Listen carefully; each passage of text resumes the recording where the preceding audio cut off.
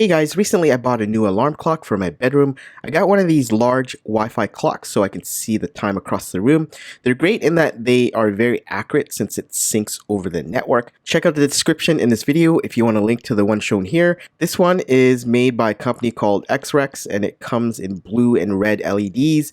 The red LED is supposed to be better for night since it's not as bright as the blue LED version. It does have a switch on the back that adjusts the brightness, but even at low, it's still too bright.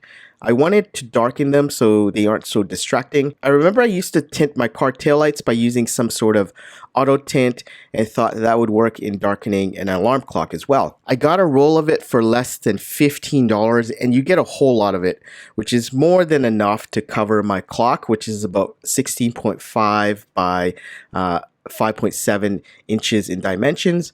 You want to get either the black or matte smoke tint for this DIY. I'll leave a link to them in the description of this video if you want to pick some up. So first things first, you want to measure the display of your clock and cut the tint to size.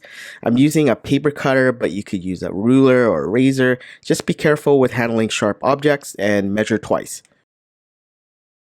Before we can apply the auto tint, what you want to do is peel off the clear film to reveal the sticky backing. Slowly apply it to the display and push out any air bubbles. If you do get a bubble, you can just pull it back and then reposition it to smooth out any air pockets.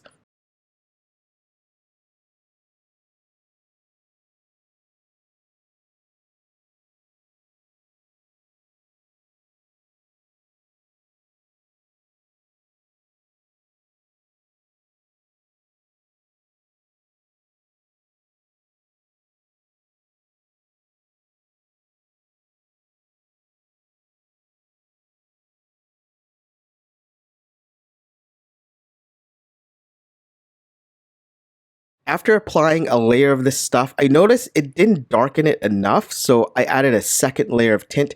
You may need to apply multiple layers of tint to the surface to get the right amount of darkness you want to achieve. With my clock, I wanted it really dim and 2 layers worked well. Along with putting the brightness setting to low, it was just dim enough for my bedroom. The light wasn't overpowering like neon signs in Las Vegas, yet I can read it easily. Hopefully you get some ideas from this video to darken any LED display. Have a good one, and I'll see you next time.